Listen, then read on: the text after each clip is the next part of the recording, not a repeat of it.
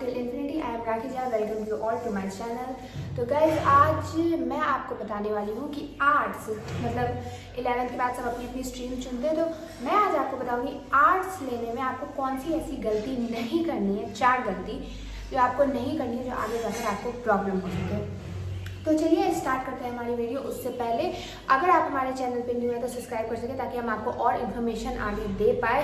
And मेरी shorts and long पे उतना ध्यान नहीं दे, दोनों एक दूसरे से कोई तारीफ नहीं। शॉर्ट्स मैं बनाती हूँ ये क्या कहते हैं डांस वगैरह एंड कॉमेडी वगैरह पर, एंड लॉन्ग वीडियो जो होती है वो मेरी सीरियस बातों पर होती है, ठीक है।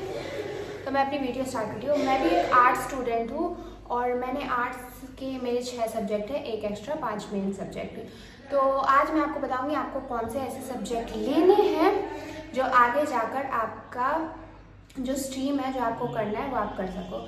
सबसे पहला तो मुझे आगे जाके बीपीएससी क्लियर करना है and I want to be a government teacher, जो हर बिहारी माँ बाप और बिहारी बच्चे का सपना होता है कि गवर्नमेंट एग्ज़ाम क्लियर करना, ठीक है।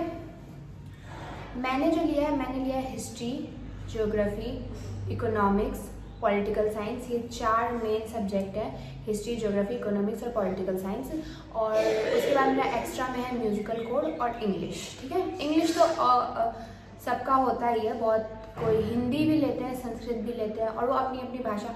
इंग्लिश लैंग्वेज होती है तो लैंग्वेज पे डिपेंड करती है कि आप क्या लेते हैं। जहाँ तक बात रही हिस्ट्री की, अगर आप 12th में जाएंगे तो हिस्ट्री के आपके 3 बुक रहेंगे 12th में।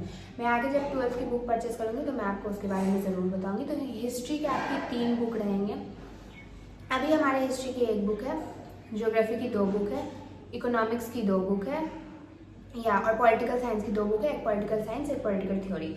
इकोनॉमिक्स की भी 2 बुक है एंड हमारी हिस्ट्री की बस 1 बुक है। तो अगर आपको आगे चल के बीपीएससी वगैरह क्लियर करना है, बीपीएससी एंड कोई वो क्या कहते हैं गवर्नमेंट टाइप एग्ज़ाम क्लियर करना है, आईएएस आईपीएस जो हम लोग का सपना होता है, तो अगर उस टाइप का एग्ज़ाम क्लियर करना है तो उसके लिए आपको हिस्ट्री, ज्योग्राफी तो मेन है, ज्योग्राफी तो लेना ही पड़ता है।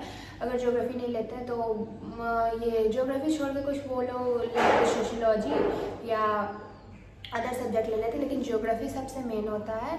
एंड इकोनॉमिक्स भी लेना पड़ता है, और इस इकोनॉमिक्स में 2 इकोनॉमिक्स होता है। बिहार बोर्ड के लिए होता है इंडियन इकोनॉमिक्स और हमारे लिए होता है स्टैटिक्स और एक स्टैटिक इकोनॉमिक्स और एक बिहार बोर्ड के लिए इंडियन होता है। हम लोग जो सीबीएसई वाले उनके लिए स्टैटिक्स इकोनॉमिक्स होता है। मेरा स्टैटिक्स इकोनॉमिक्स है। मैं आपको सारी बुक्स दिखाऊंगी और सारी बुक्स के बारे में और बताऊंगी, लेकिन मैं अभी आपको सब्जेक्ट्स के बारे में बता रही हूँ। तो आप हिस्ट्री लो, ज्योग्राफी लो, इकोनॉमिक्स लो और पॉलिटिकल साइंस लो।